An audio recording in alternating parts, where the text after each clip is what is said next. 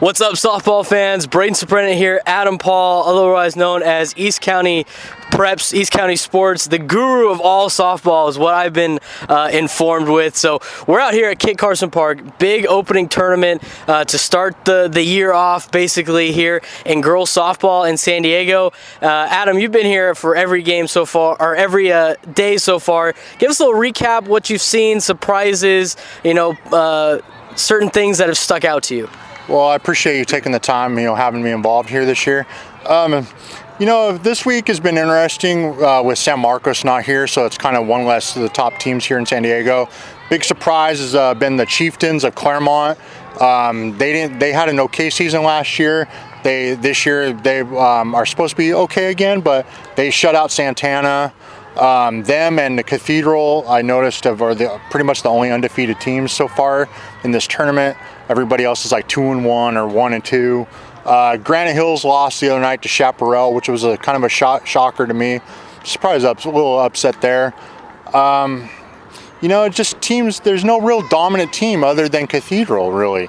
Yeah, like I said, Claremont, but I don't know. I mean, they have this new pitcher, puts a little spin on the ball. They should be okay. I mean, will they upset more people? I don't know. I mean, they're going to be playing some tough competition, on Saturday, starting with the whatever bracket that they put in. Well, these tournaments are always tough because, you might be going against a stud pitcher one day and then a not so great pitcher the next. So it just depends on matchups. Maybe Claremont ran into some teams that didn't have their ace on the hill, or maybe, there's all these little speculations. So that's why the whole season, you have to let the whole season play out to determine who's good. But the fact that Claremont is undefeated to this point is a good sign for the Chieftains. Cathedral Catholic, preseason favorite to win the Open, and they've come out with dominant force. Their first game, they have a girl throw a perfect game, 18 strikeouts, enlighten us on that occasion.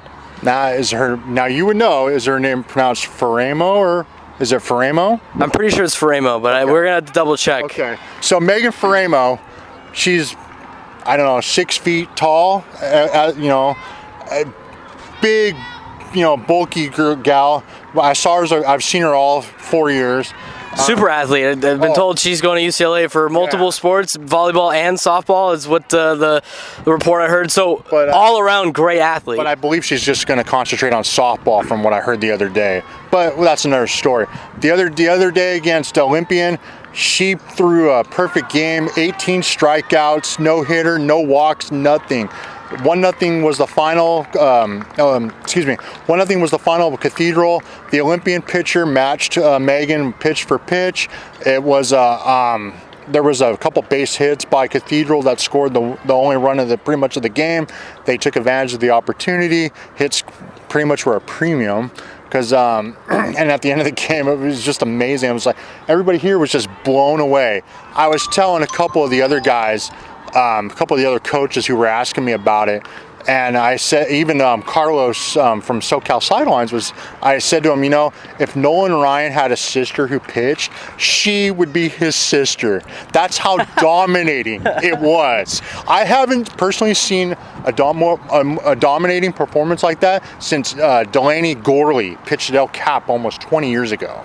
We already have Nolan Ryan, comparisons, and it's only week 1. What a great job by Cathedral Catholic again, pitching that perfect game, not 18 strikeouts. Nobody was able to touch the ball. It's really remarkable. But the fact that it was 1-0 solely means, again, matchups are gonna dictate how these games are played and who's gonna fold first in a potential game. Which that's why in softball and baseball, it's such a crazy sport because not necessarily the best team is going to make it through the playoffs and win the championship. That's why it's pretty much anyone's game, despite Cathedral being dominant early and San Marcos doing their thing. So let's get real quick our preseason top 10. It's a little altered because of some games. So this is week 1, top 10.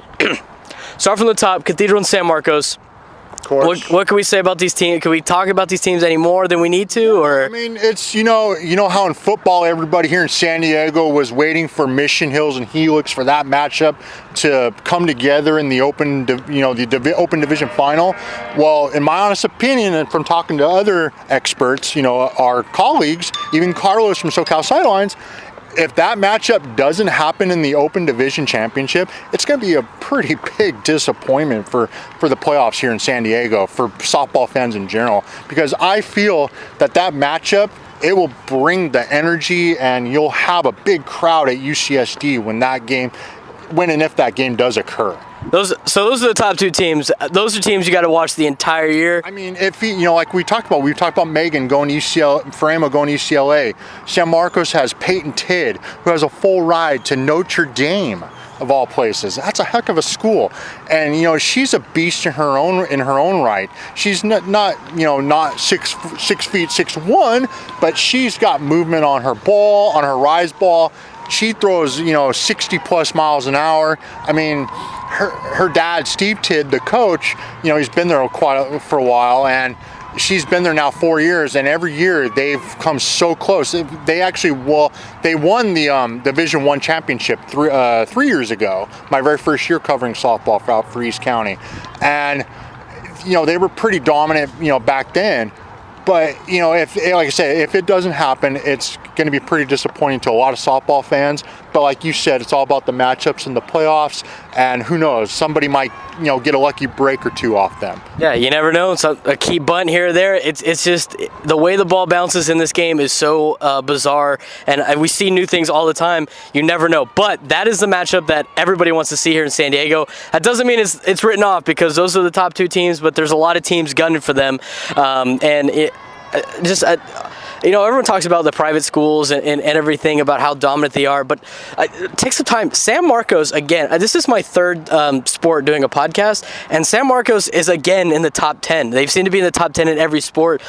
Just a shout out to them. What a great job they've been doing up there in the North County of producing just great sports teams. So that's my little thing on San Marcos. After that, we got Mater Dei, who just wrapped up a game here against Mira Mesa. That's number 3, Granite Hills 4, Ramona 5, Poway 6, middle tier. What sticks out to you here in the top 10?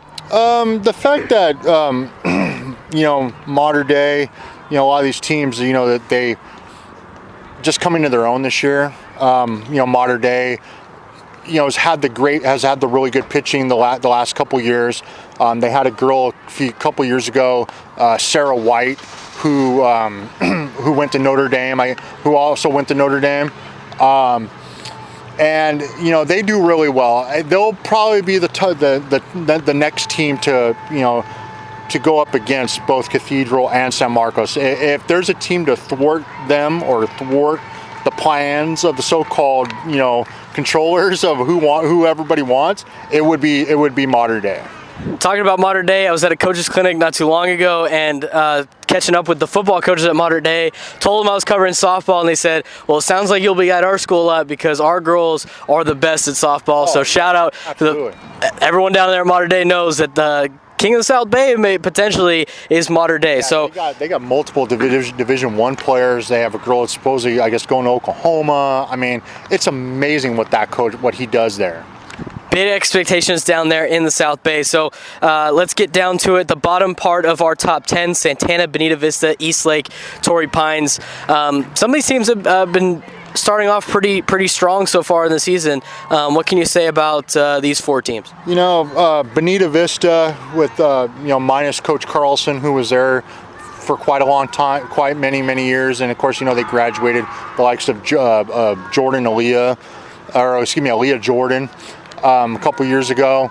The new coach, they got the program, continuing the excellence of what's been expected there at Bonita Vista. They'll compete for Division I if they don't sneak into that, the top 8 for Open. They'll definitely be Division I. They'll be a contender for that Division I CIF crown. Torrey Pines, that's Coach John. Sorry, I can't think of his last name off the top of my head, so I do apologize. He's always got them competing. Last year they got upset by West Hills in the CIF Division I playoffs. So again, they'll be in the top 10 pretty much the entire year, or whereabouts. Eastlake, I'm not so sure about what they got. I hear they have good stuff again this year. They always compete for the Division I title. They went somewhat semi-deep in the playoffs last year. So they're another South Bay school to be on the lookout besides Mater Dei and Bonita Vista. As far as Santana, Coach John Fela, they won the CIF Division II championship last year, beating Steel Canyon 7-2 in that contest after Steel had beaten them in the semis. They returned pretty much everybody. They graduated Rachel Wilson, their third baseman, and also Cassie Matthew, their center fielder, and also their second baseman, Sydney Benjamin. But they have Madison Mendez, who's one of the top pitchers in the county. She's definitely in the top 10 pitchers of the county. Also, Mackenzie Bennett, one of the top catchers in the county. She hit 9 home runs last year, had over 50 hits. Again, Maddie Mendez, as she likes to be called, she'll win 20 plus games this year. Coach Fela, again, he's been there since 2013. They won it in his first year there. In 2013, they have some new up and comers, and Joey Barkheimer that pitched last night. She's just an incoming freshman, so she coming to her own for Santana. So that's our top 10, and let's real quick. There's a couple teams not in our top 10 that they're just there. One team in particular, had them lower to start the year for my preseason rankings. They've been scoring a lot of runs up here, like you've been saying. Steel Canyon out in the East County. I believe that they were undefeated the last time I checked. They still might be. What can you say about Steel Canyon and what they've accomplished so far this season? Yeah, Coach Kevin Perlstein, he's done a phenomenal job so far. This is his second year. He's a travel ball coach, so he's been around the game for quite a while. They graduated a bunch of their players from last year, including their pitcher, who was really dominant. This year, the offense is going to have to carry them with all everything Audrey Boggy. Hope I pronounced that name right. I do apologize. They have JJ Venzer, Maggie Carpenter. They got so many players. Their pitcher, Grace Richter. She's looked really good the last couple times I've seen her. They shut out Patrick Henry 10-0 in the game that I saw him a couple Fridays ago. From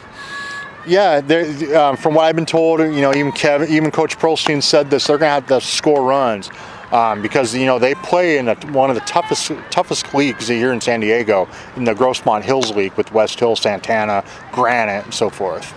As we get ready, the pool play ends today. As we get ready for bracket play tomorrow, you're not going to be here. I will be here. But for any fan that wants to come out and watch some great softball here in San Diego, what are some things to look for in tomorrow's bracket play with maybe some potential matchups you might see?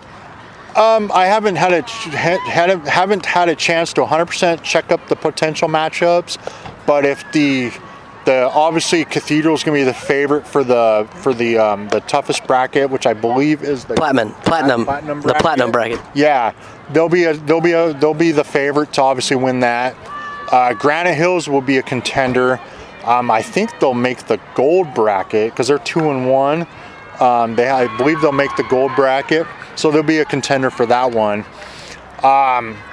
Be interesting to see how Claremont does in their bracket since they went 3-0. I'm not sure. I think they're in the copper bracket. I think it is.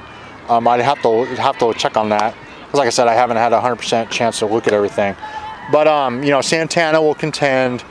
It's gonna be a lot of fun this year. The only for sure thing that I can say, like I said, is Cathedral is, believe unless something happens like it did last year where Granite beat them, they'll be in that platinum bracket championship. It's going to be an exciting weekend of softball here. It's going to be an exciting year of softball. Adam Paul, Braden Suprenant, we're going to give you the coverage all season long, getting us ready for a potential CIF championship between Cathedral San Marcos. Don't be surprised, though, if some other team comes out of under the radar and sneaks in that championship spot. Definitely. There's a lot of teams here that are going to be competing for CIF this year, and it's going to be a wide open race because you never know which way the ball is going to bounce here in softball or baseball, for that matter. For Adam Paul, I'm Braden Suprenant. See you guys next week as we continue our Softball Girls podcast.